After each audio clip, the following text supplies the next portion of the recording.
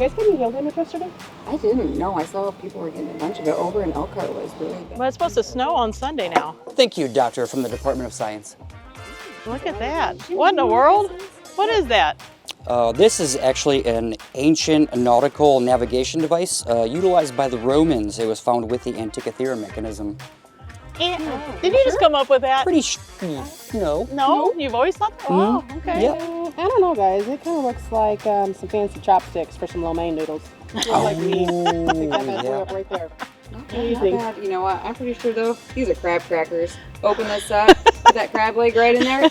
You think so? Right in there. Absolutely. I think you guys are all wrong. This is actually a window operator. So you always have a black knob that's sold separately that attaches right here, and you can just crank this open to get some more airflow out from your window. So this is a 4-inch length, but we also have it in 7-inch. But it just gives you extra airflow. A window operator. That really cracks the mystery of what that item is. It is, you're right. All right, guys, that wraps up our episode of What Is This? Make sure that you guys leave your wrong answers in the comments below.